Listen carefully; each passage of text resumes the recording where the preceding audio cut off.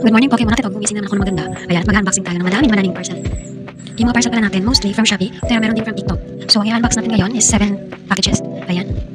Ang una natin ay open, kasi ito yung mga sprinkle. So, ginagamit ko na sa mga preamble ko. So, usually na ginagamit ko is yung rainbow color, o yung mix, tapos yung unicorn, and then yung Valentine's. Gumagawa din naman ako ng mga plain lang na preamble. Pero, mas maganda kasi itong mga may sprinkle, o yung mga colorful, kasi eye-catching siya sa mga bata. Very eye-catching, to the point na minsan may umiyak na sa harap ng tindahan para lang bilhan ng preamble. Budol yarn.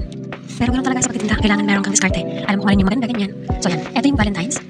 And then ito yung mixed. Ito yung rainbow color. And then ito yung unicorn. So medyo tataka ako dyan kasi medyo pangit yung combination ng color. Medyo masyado yatang dark, ganyan. Usually kasi parang ano lang, parang ang ganda ng color niya, combination. Pero ngayon masyadong dark yung color. Hindi ko naman alam, baka may something. Tapos ayan, ino-open ko na yung lye water. Parang gusto ko kasi gumawa ng kutsinta. Parang nag-crave ako ganyan. Ganyan kasi ako kapag naiisip kong gustong gawin, gusto ko talagang i-try. So ayan, bumibili ako ng mga ingredients para just in case, makumpleto na sila. Hindi makakagawa na ako, hindi ba? So satisfied na yung cravings natin. Sa paggawa naman ng mga pagkain, gaya niyan, yung mga experiment sa pagkain. So, trial and error lang yan. So, gagawa ko ngayon. Kung hindi maganda, hindi maayos yung quality, the next time ulit, gagawa ulit ako. Para makuha ko yung tamang consistency. Yung tamang timpla ba? Yung swak sa panlasa ko.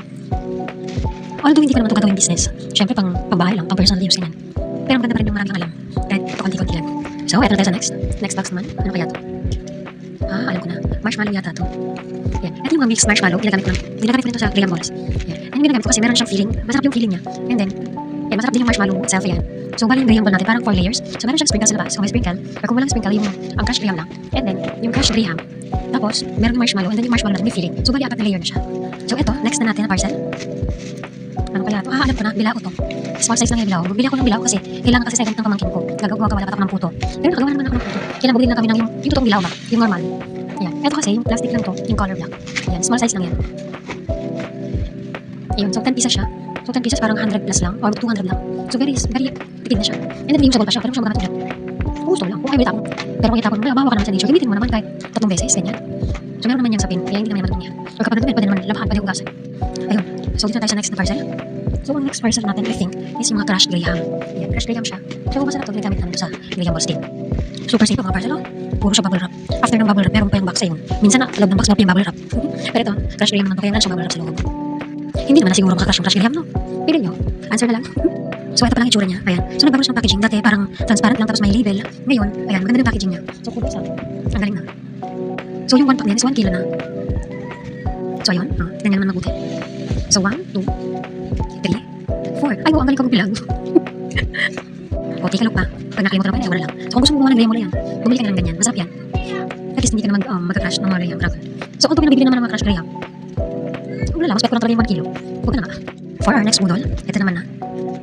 Ito mga disposable tub, mga 500 ml. Ito yung pinalagyan ko ng mga Graham Bar Pro Max. And then, ito mga Graham Balls. So, alam ko kasi naubos yung mga stock ko. Kaya nag-stock ako ngayon. So, mahirap kasi bibili dito sa Legazpi. So, although meron din naman sa Legazpi, sa market. Kaya medyo mahal siya. Ang pinakamura yata sa public market is 5 pesos.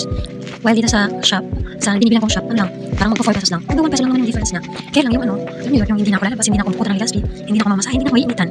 I-deliver na lang ganyan. Yun pa lang, panalo ka na, diba? Yan yung mga reason ng mga tamad na katulad ko. Pero hindi naman talaga tamad, talaga naman entirely tamad, ganyan. Hindi naman kasi, ayan, whole week kasi, nag-work ako, work from home. Sa bahay lang, ayan. Tapos after ng work, magtitinda ako. So ayun, so medyo nakakapagod din. So yung ganito, yung mga lalabas ka, mamimili ka ng mga stocks. So medyo hassle siya. Kaya very thankful talaga ako dito sa mga delivery service. Ayan, yung mga online shop na mag-antay ka na lang ng delivery. So ginagawa niya talagang, parang mas maganda yung buhay. Parang, imbes na pupunta ka sa labas, bibili ka, at least i-enjoy mo na lang yung time mo, less fair, ganyan.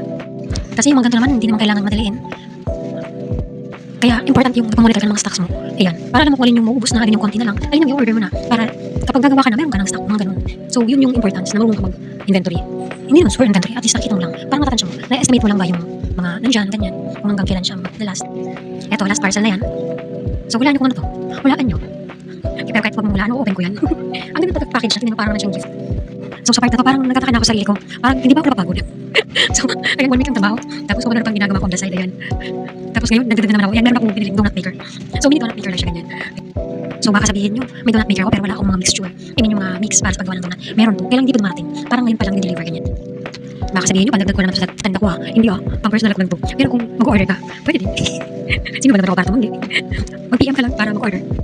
Ang donut maker pala na to can make 12 donuts in one go. Very practical, diba? Isang salang lang, 12 donuts agad. Very good. Na-excite tuloy ako gumawa ng mini donuts. Nag-crave na yun. Ayan, dahil last parcel na to. Ayan, thank you everybody. Thank you sa pag-join sa akin sa pag-open ng ating mga parcel. Hanggang sa next budol ulit. I-check out mo na yan. Oo, ikaw i-check out mo na yan. Deserve mo yan.